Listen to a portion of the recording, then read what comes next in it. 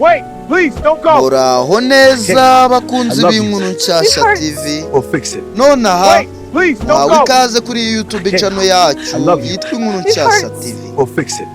Umunsi yamusuzuguyeho ni ku inkuru yitwa imvura yari irimo igwa gahoro gahoro mu muhanda munini ujya mu marembo y'inzu nini mu mujyi wa Kigali. Amatara y'imodoka yagaragaraga mu gicuku. Imvura yahindaga ku butaka kumvikana nk'indirimbo y'agahinda zaje kugenda uterera. Irembo ry'iyo nzu runini imodoka itukura yari ihagaze. Umusore wari uyirimo yari yambaye ikote ryiza cyane, isa n'umuntu umaze kugera ku nsinzi mu buzima. Ariko icyo gihe hari umuntu wagaragaye umuhanda utuma umutima we uhagarara. Uwo muntu yatumye umusore umutima uhagarara. Hari umukobwa wari wuzuye amazi y'imvura, yambaye imyenda ishaje, afite igikapu kinini ku rutugu, asaga n'umuntu warokotse urugamba rurerure. Umusore aramwitegereza, akimwitegereza aratungurwa cyane. Yaramurebye, arangije kumureba yaramumenye. Arangije umusore aravuga ati, ese ni Aline? Yibajije mu mutima. Uwo mukobwa wari ugiye gutambuka imbere y'irembo yari umukobwa wamubajije, yari umukobwa wamubabaje cyane mu buzima bwe mu myaka yashize.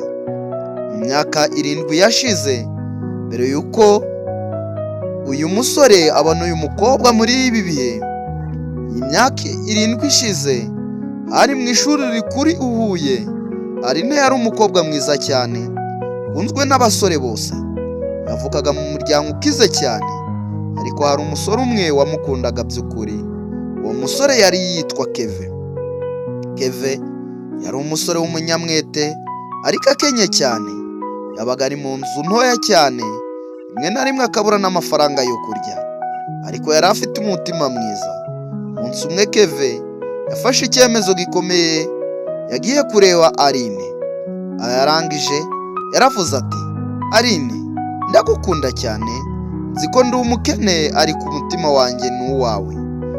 Aline yaramurebye, mureba n'iseseme, arangije aseka gake gake. Arangije aravuga ati, Keve we, uransetsa? Ese uratekereza ko nakundana n'umusore utazi nawe ejo azarya? Ayo magambo yamukomerekeje umutima, ariko ntibyagarukiye aho.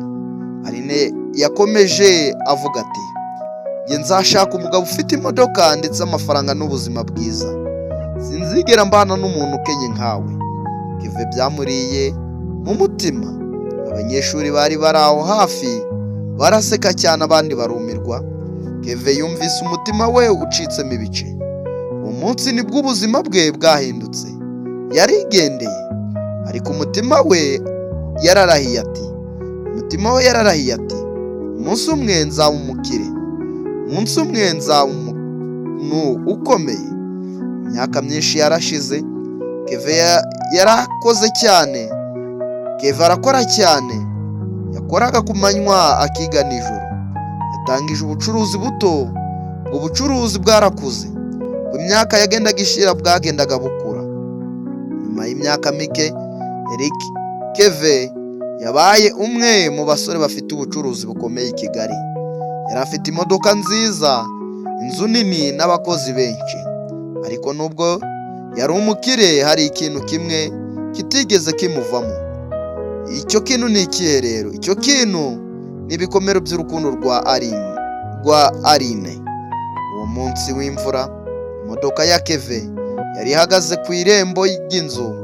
Yabonye wa mukobwa agenda mu muhanda yuzuye imvura. Ubwo tugarutse ku munsi wa none, aramureba neza. Ubwo yamenye neza ko ari Aline. Aratangara cyane, yarasa n'umuntu wahindutse cyane. Nta bwiza bwa kera yari agifite.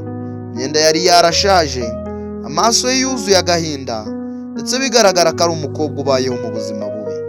Keve yavuye mu modoka gahoro, aravuga ati, Aline. Umukobwa yarahindukiye, amaso yabo ararebana. Aline yaratunguwe cyane, ati, ese koko ni wowe Keve? Ni wowe wabaye uku nguku? yarebye imodoka nziza, areba inzu nini, areba imyenda Keve yari yambaye, amaso ye yuzura amarira. Yaravuze ati, sinari nzi ko wabaye umuntu ukomeye gutya. Ariko Keve yaramwitegereje ati, ariko wowe wese byagenze ute? Ngo nari nzi ko wari ubaye mu buzima bwiza uri umukire. Aline yaracecetse akanya, imvura iragwa. Amaherezo ntibyatinze Aline yaje kuvuga ati, ubuzima bwarampinduye, bwampinduriye ibintu byinshi. Uri kubabaje. Aline yari yarashatse umugabo w'umukire cyane, ariko uwo mugabo yari umuntu mubi cyane. Yaramukubitaga, yaramutotezaga, yamukoreraga nabi. Amafaranga ye yari yarayatakaje. Nanone amaherezo ntibyaje gutinda, umugabo yaramutaye. Aline asigara nta kintu afite.